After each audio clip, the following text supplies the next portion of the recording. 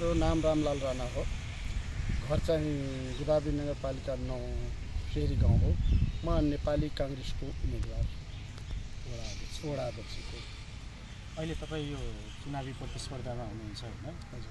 यसमा चाहिँ अब तपाईँ कसरी यो चुनावी प्रचार प्रसारमा लागिराख्नु भएको छ, कसरी कार्यक्रमहरू गरिराख्नुहुन्छ?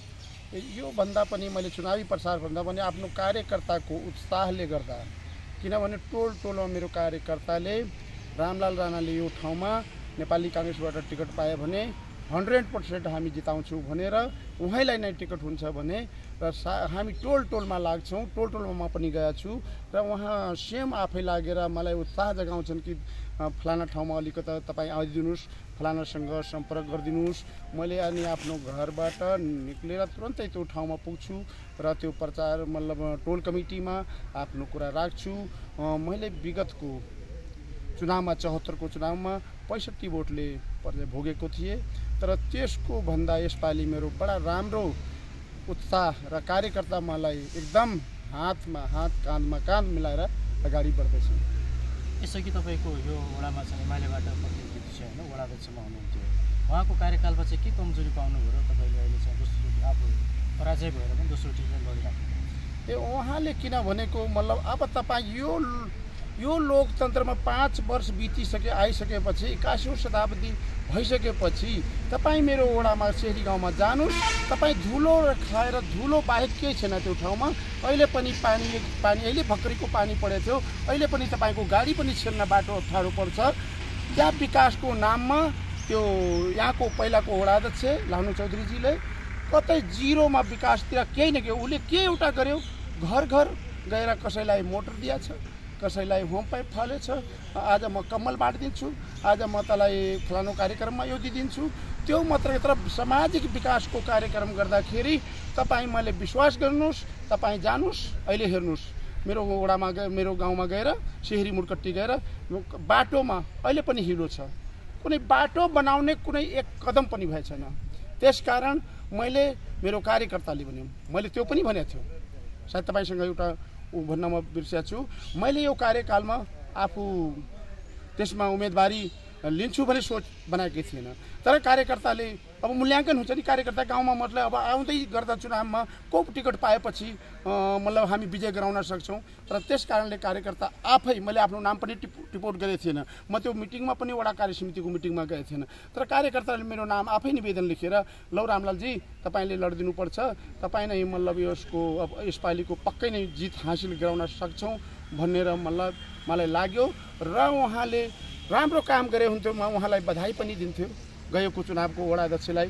तर उहाँले विकासको नाम कलङ्क गर्यो, केही गरे छैन। तपाईँ हेर्नुहोस् गएर कुनै आफ्नो व्यक्तिगत स्वार्थ बाहेक उसले कुनै काम गरे छैन। आफ्नो कोही कार्यकर्तालाई नलका या मोटर त्यस्ता कुराहरूमा उसले अक्सर अगाडि बढायो, तर कुनै जनता त्यसको बारेमा अब यसैपालि हेर्नुहोस् कम एमालेमा सूर्यमा कमभन्दा कम मान्छे छन् त्यसमा, तर उसले राम्रो काम गरे भने त पक्कै नै उहाँसँग आफै उठ्थ्यो नि।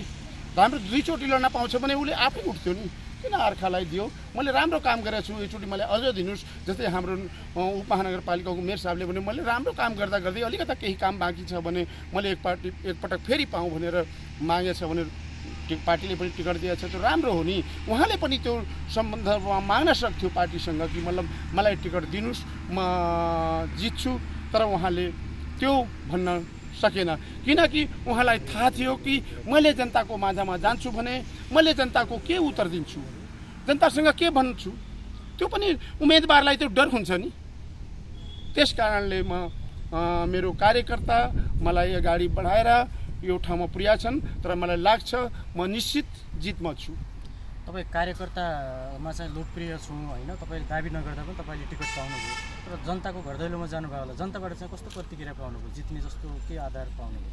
जनताबाट मैले के पाएँ, घर दैलोमा म गएँ, जनताले भने त तपाईँ रामलालजी ढुक रहनुहोस्, अबको चुनावमा तपाईँलाई हामी अत्याधिक बहुमतले विजय गराउँछौँ, तपाईँ यसको दुई मतै छैन, तपाईँ आफ्नो सङ्गठनमा अगाडि बढ्दै गर्नुहोस्, हामी चाहिँ तपाईँको लागि यसपालिको 30 गतेको चुनावमा तपाईँलाई हम अत्याधिक बहुमतले विजय गराउँछु भन्ने म प्रत्येक आफ्नो टोल गाउँमा त्यही आवाज गुन्जन बढी आइरहेको छ सर। वडामा चाहिँ तपाईँले घोषणापत्र बनाउनु भयो होला होइन?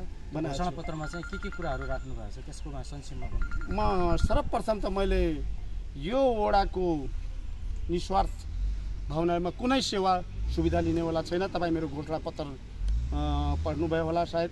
मैले भनेको छु कि नेताहरूले जस्तै जुन सेवा सुविधा आउँछ त्यसमा एउटा मोटरसाइकल वडा अध्यक्ष लगाइदिन्छ, म त्यो पनि लिँदैन, म त्यो कसैलाई हस्तान्तरण गर्छु र पाउने सुविधा छ त्यो पनि लिँदैन र म आफ्नो बस्ने कुर्सी म आफै किनेर चाहिँ म बजारबाट किनेर म आफै बस्छु, आफ्नो किनेको कुर्सीमा बस्छु, तर यो सरकारको सुविधा भएको कुर्सीमा म बस्दैन। त्यति पनि भनेछु र म अर्को कुरा मैले के जोडेको छु, त्यो बडा विकटको ऊ छ ठाउँ छ, त्यसमा मैले नदीको सेरी गाउँ बगाउने डर छ। त्यसको लागि मैले सायद अग्रज वन मन्त्री गिरिराज भाटज्यूलाई पनि समेत उहाँले धेरै तटबन्धनको लागि मेरो लागि अहिले बन्धन बाँधेको छ, त्यो पनि राम्रो छ। तर अझ पनि डर छ, म अझ त्यो क्षेत्रमा तटबन्धनको विकास गर्छु भन्ने मैले लागेको छ, त्यो पनि दिएको छु आफ्नो उसमा।